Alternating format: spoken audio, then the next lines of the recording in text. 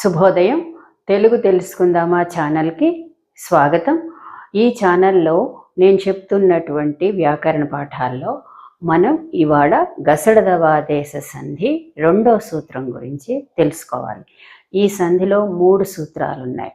3 సూత్రాల్లో 3 రకాలుగా సంధి జరుగుతుంది. ఇప్పుడు ఈ సూత్రంలో సంధి ఎలా జరుగుతుందో తెలుసుకుందాం మనం. ద్వంద్వంబునందు పదంబు పైని పరుషములకు గసడదవలకు, ఇది రెండో సూత్రం. ఈ సూత్ర ప్రకారం ఇవన్నీ ఉదాహరణలు. ఈ సూత్రంలో ప్రతి మాట మనం తెలుసుకోవాలి. ఎందుకంటే ఇవాళ మీకు పరీక్షల్లో అన్నీ ఆబ్జెక్టివ్ టైప్ క్వశ్చన్స్ ఇస్తున్నారు. అందుకని ఈ సూత్రాలలో ఉండేటటువంటి ఒక్కొక్క మాట అర్థం ఏమిటని అడగచ్చు, లేదా ఉదాహరణ ఇచ్చి అది ఏ సంధికి జరిగింది అని, ఏ సంధికి సంబంధించినది అని అడగచ్చు. ఇలా వస్తున్నప్పుడు మీకు క్వశ్చన్స్, మీరు సూత్రం తెలుసుకోవాలి, సూత్రంలో ప్రతిపదానికి అర్థం తెలుసుకోవాలి, ఆ సూత్రాన్ని ఇచ్చిన ఉదాహరణలలో ఎలా మనం వర్తింప చేయాలి అన్నది తెలుసుకోవాలి, ఎలా అప్లై చేయాలి అన్నది తెలుసుకోవాలి. అందుకని ఇప్పుడు ఈ సూత్రంలో ప్రతి మాటకి ముందర నేను అర్థం చెప్తాను. ద్వంద్వంబునందు అంటే ద్వంద్వ సమాస పదాలలో అని అర్థం. ఇక్కడ ద్వంద్వం అంటే మామూలుగా అర్థం 2 అని అర్థం. ఈ సూత్రంలో ద్వంద్వం అంటే ద్వంద్వ సమాసము అని మనం తీసుకోవాలి. ద్వంద్వ సమాసంలో 2 పదాలని కలిపి ఒక పదంగా చేస్తాం. అలాంటి సమాసాలలో కొన్ని పదాలకి సంధులు జరుగుతాయి. అలా సంధి జరిగినప్పుడు పదంబు పైని పరుషములకు గసడదవలగు. పదంబు పైని పరుషాలంటే పదం పక్కన ఉన్న పరుషాలు, అంటే మొదటి పదం పక్కన రెండో పదం పరుషాలతో ప్రారంభమైతే గసడదవలు వస్తాయి అని అర్థం. అప్పుడు పరుషాలంటే ఏమిటి? పరుషాలంటే అంతకుముందు నేను చెప్పాను, హల్లులలో ఉండే రకాలలో పరుషాలు మొట్టమొదటిది. పరుషాలంటే కచ్చట తప అనే 5 అక్షరాలు. ఇవేంటి? కా నుంచి మా వరకు ఉండే హల్లులన్నిటినీ 5 వర్గాలు చేస్తారు.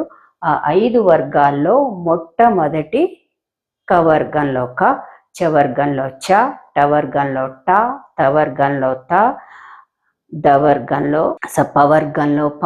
ఈ 5 కచ్చట తపలు పరుషాలు అంటారు. కాబట్టి ద్వంద్వ సమాస పదాలలో సంధి జరుగుతున్నప్పుడు మొదటి పదం పక్కన పరుషాలతో ప్రారంభమైన పదాలుంటే గసడదవలు నిత్యంగా వస్తాయి అని ఈ సూత్రం అర్థం. ఇప్పుడు మనం ఉదాహరణలు చూడండి. మొట్టమొదటిది కూర, కాయ. ఈ ద్వంద్వ సమాస పదంలో సంధి చేస్తున్నప్పుడు మనం విడదీసినప్పుడు 2 ఏకవచనాలుగానే ఉండాలి. ఇవి 2 కలిసినప్పుడే బహువచనం అవుతుంది, లు అనే ప్రత్యయం వస్తుంది. కాబట్టి విడదీసినప్పుడు కూర, కాయ.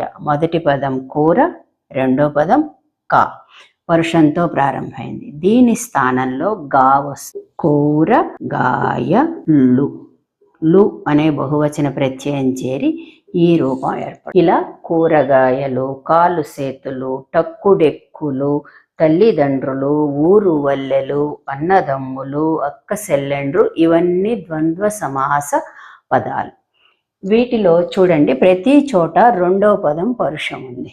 తర్వాతది కాలు, చేయి. కాలు చా బదులుగా సా వస్తుంది.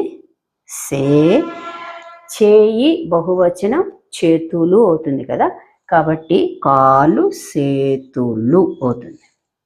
బహువచనం అయినప్పుడు సమాసం చేసినప్పుడు కాలు సేతులు. అలాగే టక్కు, టెక్కు. ఇక్కడ రెండో పదంలో టా అనే పరుషం ఉంది. మొదటి పదం టక్కు, ఇక్కడ టా బదులు డా వస్తుంది. డెక్కు లు, లు బహువచనం. టక్కు డెక్కులు అయింది. ఇక్కడ మీరు గుర్తుంచుకోవాల్సింది ఏంటంటే, ఈ కాయ, చేయి, ఈ రెండో పదంలో ఉండే పరుషాలలో హల్లు మాత్రమే పోతుంది, అచ్చు అలాగే ఉంటుంది. కాబట్టి ఇప్పుడు కాలో ఆ ఉంటుంది, కా స్థానంలో గా వచ్చి ఆతో కలుస్తుంది. కాయ గాయ అవుతుంది, చేయి సేయి అవుతుంది. అచ్చు మారదు, హల్లు మాత్రం పోతుంది. కచ్చట తపల బదులుగా గసడదవలు వస్తాయి. ఇప్పుడు టక్కు డెక్కులు తెలిసింది కదా. అలాగే తల్లి తండ్రి. తల్లి మొదటి పదం, దాని పక్కన పరుషంతో ప్రారంభమైన తండ్రి ఉంది. తా స్థానంలో దా వస్తుంది. దండ్రులు, తల్లిదండ్రులు. అలాగే ఊరు పల్లె, పా స్థానంలో వా వస్తుంది. ఊరు వల్లెలు, అంతే. అలాగే అన్న తమ్ముడు, అన్నదమ్ములు, అక్క చెల్లెలు. చెల్లెలు అన్నప్పుడు బహువచనంలో చెల్లెండ్రు అవుతుంది. అందువల్ల అక్క చెల్లెండ్రు కాస్త అక్క సెల్లెండ్రు అవుతుంది. ఇక్కడ ఈ రా బహువచనం ప్రత్యయం అన్నమాట. ఇలా కొన్ని పదాల్లో బహువచనాల్లో జరిగే మార్పుల గురించి నేను చెప్పాను. అలా ప్రతి దానికి లు చేరదు. కొన్నిటికి కొన్ని మార్పులు జరుగుతాయి. అలాంటప్పుడు చెల్లెళ్ళు బదులుగా సెల్లెండ్రు అని బహువచనంగా వాడతాం మనం. కాబట్టి అక్క చెల్లెలు కలిపితే అక్క సెల్లెండ్రు అవుతుంది. ఇప్పుడు అర్థమైంది కదా.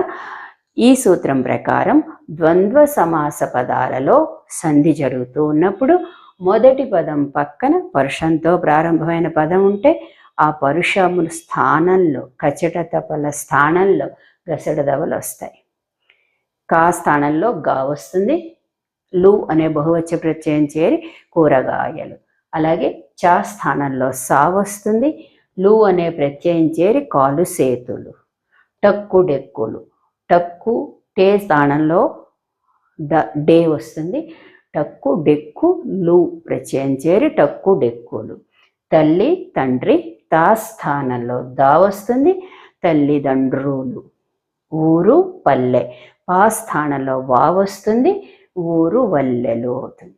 ఇలాగా ద్వంద్వ సమాస పదాలలో సంధి చేస్తున్నప్పుడు రెండవ పదంలో గనక పరుషం ఉంటే ఆ పరుషాల స్థానంలో గసడదవలు వస్తాయి అని.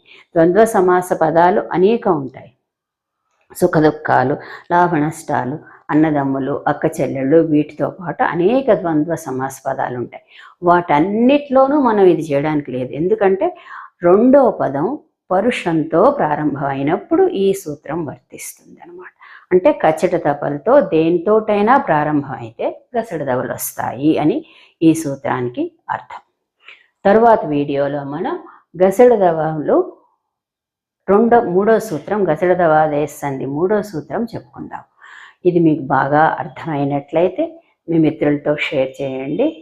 నా ఛానల్కి సబ్స్క్రైబ్ చేయండి. తప్పకుండా మీ అభిప్రాయాలు రాయండి, చెప్పండి. ధన్యవాదాలు.